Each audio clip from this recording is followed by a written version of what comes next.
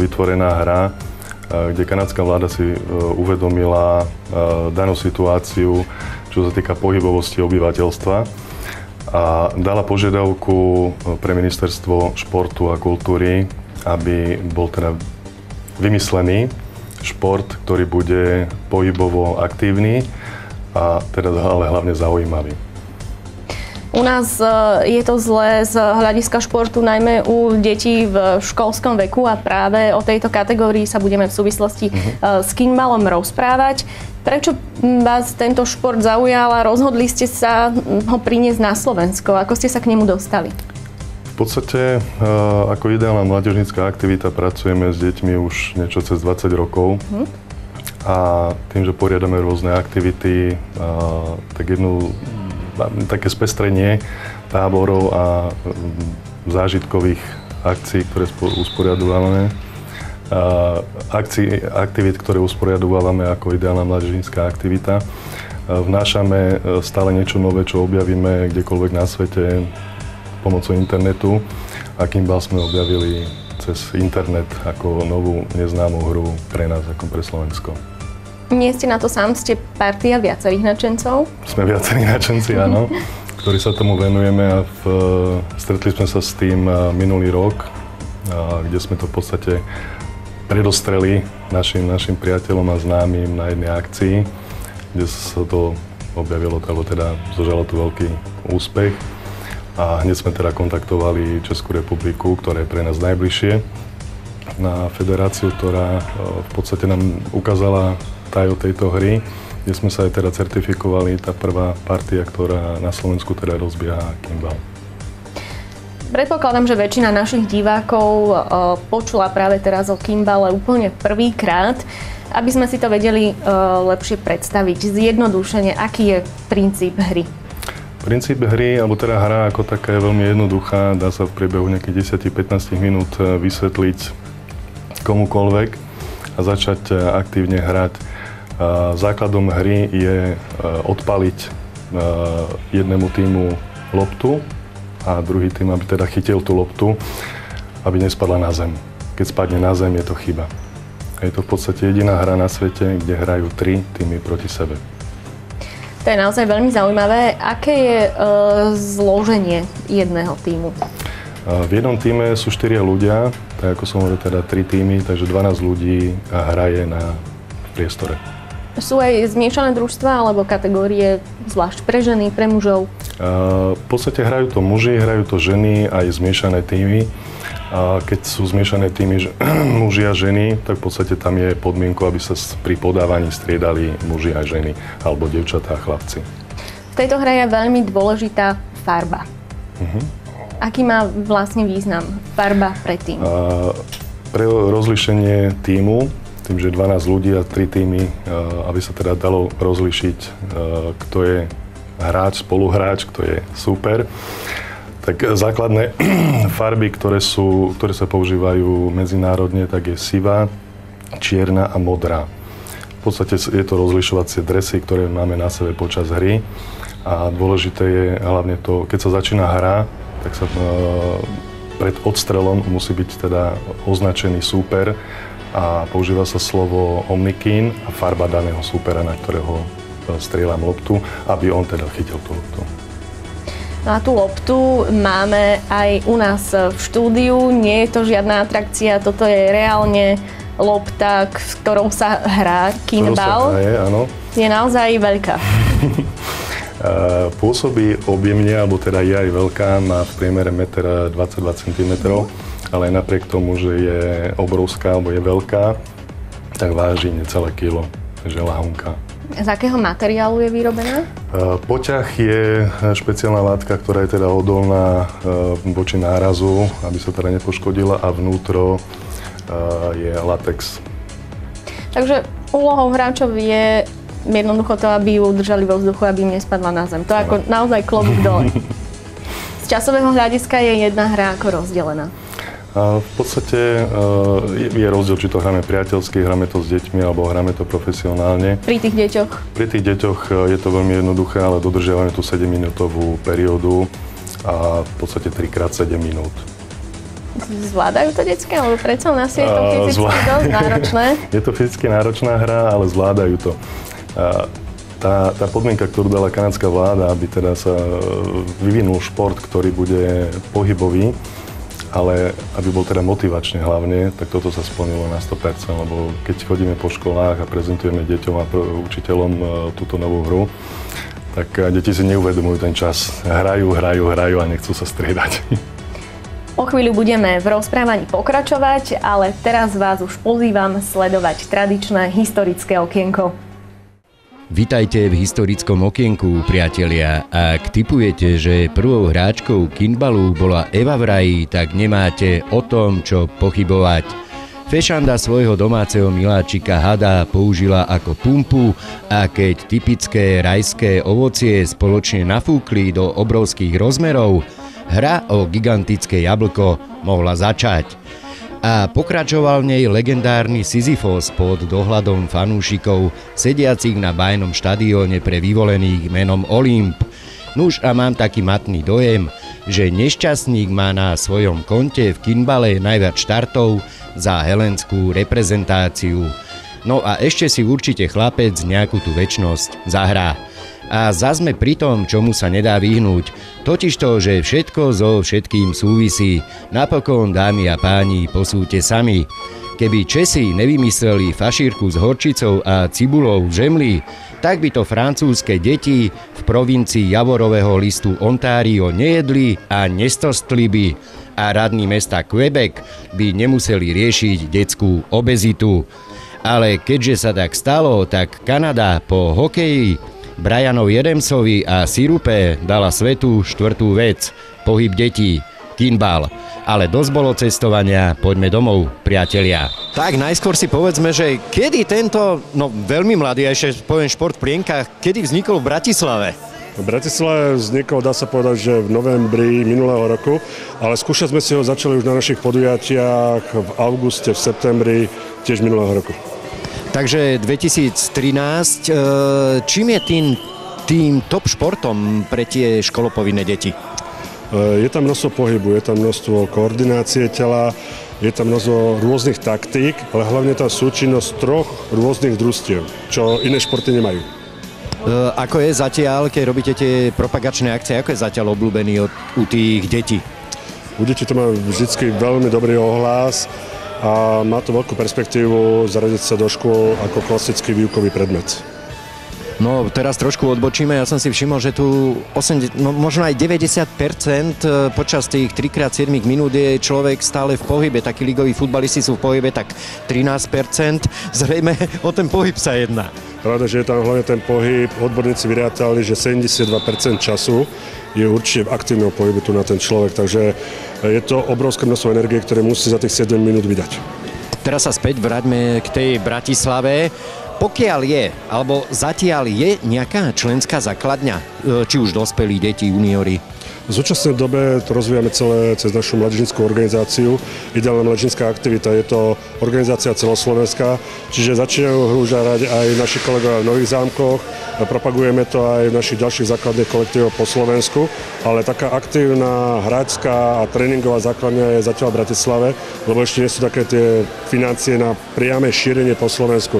Preto sme zatiaľ oslovili hlavne základné školy, stredné školy tu na Bratislave, chodíme to tam ukazovať, vytvorili sme si tu na hráčske družstvo, s ktorým chceme postupne sa pripraviť až na majstrovstvá Európy, ktoré má byť v septembri v Čechách.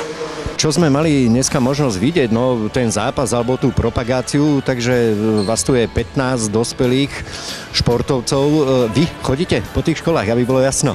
Áno, ja osobne chodím po tých školách, chodíme na základné a na stredné školy, pretože prioritne bol tento šport vymyslený ako súčasť telesnej výchovy pre základné a stredné školy. Tak chodíme, propagujeme to, ukazujeme to priamo na hodinách telesnej výchovy a nie len tak, že by sme tam došli družstvo a ukazujeme. Nedojdem tam iba ja alebo ešte kolega, naučím ich to za 15 minút hrať a 30 minút to decká hrajú. Ono teraz sa nejedná určite o to, že či tie deti pochopia tie pravidlá hneď, alebo potom športovať, zrejme aj vaše krédo. Pravda, že to je základ celého kinbalu, aby bolo telo v pohybe, aby bola lopta v pohybe. A viete, čo mi tá lopta pripomína? Nemôžem si pomôcť, ale delovú gulu, na ktorej sa vozil legendárny barón Prášil. A čo myslíte? Odvezie aj nás späť do štúdia? Nuž, poďme na to.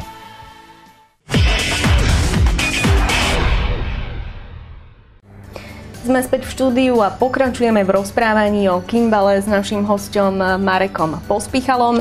V tomto bloku bude reč najmä o pravidlách kinbalu. Poďme na ihrisko od toho úvodného hvizdu rozhodcu. Čo nasleduje? Čo je úlohou hráčov? V podstate základom hry, keď zoberieme teda od začiatku, v tíme sú 4 ľudia. 3 ľudia chytia tú loptu, poklaknú, stále hovorím ako bohémy, na jedno koleno, nadvihnú tú loptu nad svoju hlavu sklonia a hráč, ktorý rozohráva hru, zakričí omnikin, súperovú farbu a vystrelí. Tých spôsobov, ako vystreliť loptu, je niekoľko. V podstate začíname s tým, odpalujeme loptu obojručne alebo spojene tak ako bejsbalovou pálkou, ale využívame ruky teda. V každom športe sú dané pravidlá, ktoré musia všetci hráči dodržiavať. Aké sú v kinbale? Kinbal je postavený v prvom rade na fair play. Čiže nie sú tam dovolené žiadne prehmaty, nič, čo by mohlo niekomu ublížiť alebo niekoho znevažiť. V tejto hre sú si všetci rovní. Každý hráč, nie je tam individualista, alebo teda nie je tam možný individualizmus v tejto hre. Všetci hrajú za jednu loptu, alebo teda pre jednu loptu a v jednom tíme. Takže nemôže sa tam stať, dajme tomu, neprihrám slabšiemu hráčovi alebo sám zahrám nejakú hru.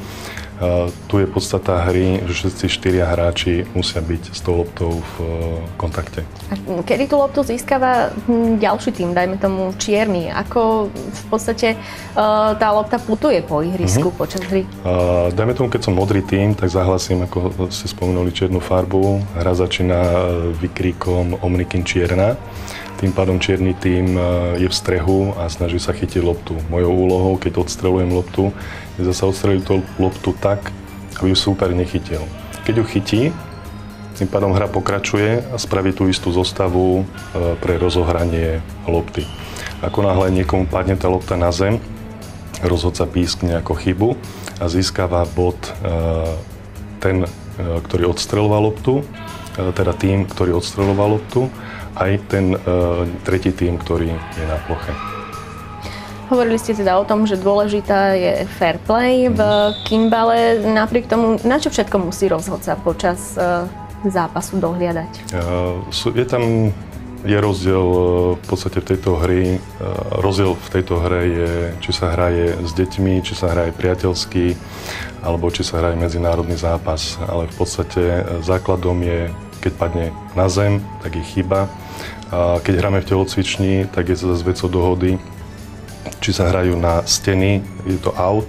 Keď sa dotkne lopta steny, pískne sa out, pískajú sa kroky. Ako náhle dobehnú hráči k lopte a už sa traja chytia lopty, tak lopta už je ako kameň. Nesmie sa pohnúť. Čiže ako náhle by sa náhodou niekto z tých 3 hráčov pohol, tak je to ako chyba. Čiže zase bod by získal niekto iný. Môže sa stať, že hráč zle zahral si farbu. Môže zahlasiť svoju farbu, taktiež je to chyba.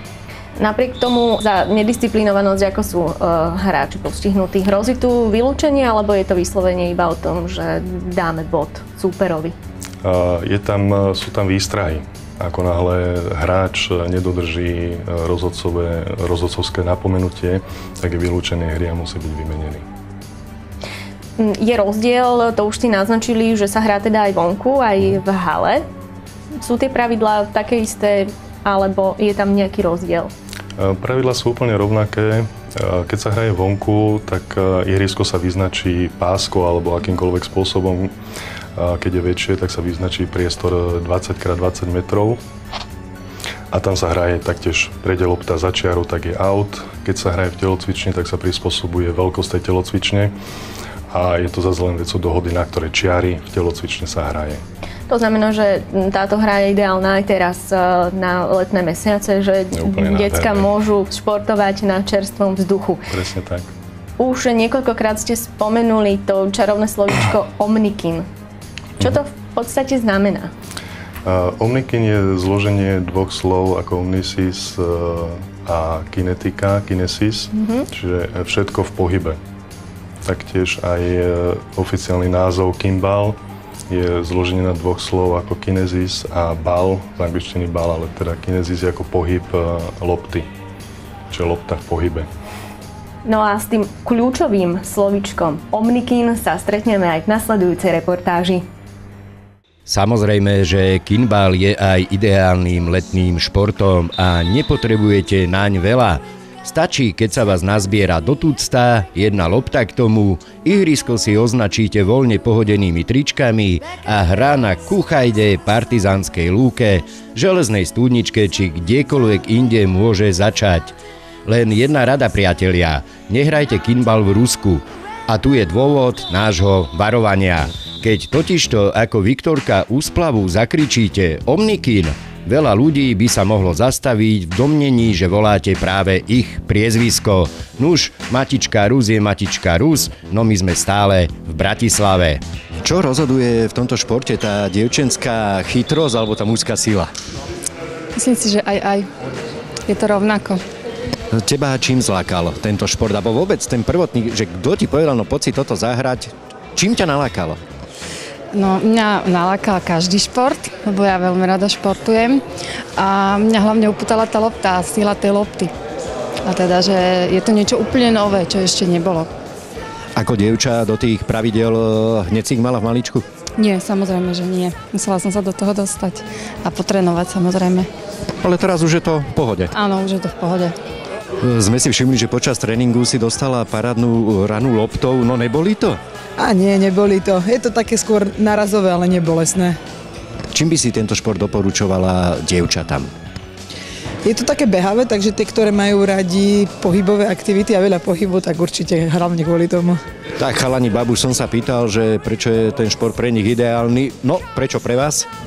Tak ideálne, hlavne je to zábava, musím povedať, v prvom rade je to niečo iné a nie je taká konkurencia na Slovensku, čo ma celkom teší, hej, lebo v dnešnej dobe je ťažko sa presadiť vôbec v nejakom športe, ak je na Slovensku sponzorovaný, takže ako hlavne je to zábava, nabehajte sa a spoznáte nových ľudí a to je pre mňa priorita, by som povedal.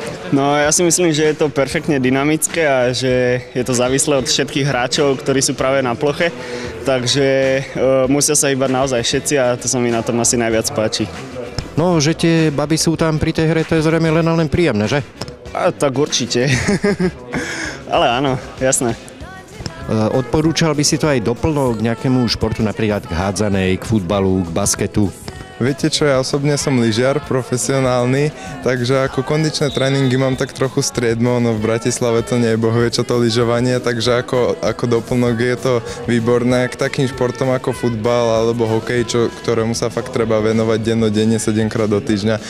To je až trochu náročné a časovo sa to nestíha, ale k takýmto športom, teda ako lyžovanie, čo je ešte k tomu sezónny šport, ak to nerobíte na nejakej strašne profesionálnej úrovni, sa to v pohode dá. Sme ťa vyrušili v prestávke, zrejme dosť fyzicky náročný šport, hlavne pre dievča. Veľmi myslím, že aj pre chalanov, takže je to tak narovnako. Čo viac boli? Ruky, nohy, hlava? Kolena, jednoznačne kolena. 3x7 minút, no zrejme človek sa musí aj venovať iným športom, aby to zvládol. A tak zatiaľ sme len na začiatku, tak ako športujeme, budeme to hrať 2-krát do týždňa, tak uvidíme potom. Hop, a teraz ma napadlo, že v úvode som zabudol na dosť dôležitú a podstatnú vec, ktorou je ideálne slnečné počasie a nielen na kinbal. Želám vám krásne leto, priatelia.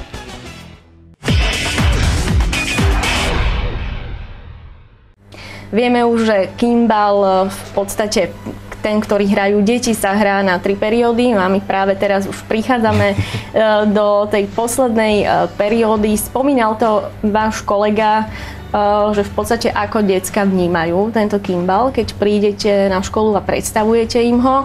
Ale tá istá otázka aj pre vás. Aké sú reakcie? No, reakcie je presne tak, ako keď som niesol tú loptu do štúdia, som ju nafúkal, tak ako wow. Táto lopta je niečo nové, nielen pre nás, ale aj na Slovensku. Takže v podstate každý, kto vidí tú loptu, tak je prekvapený. A keď má možnosť si zahrať tú hru, tak sa teší z toho. Na školách, v podstate, keď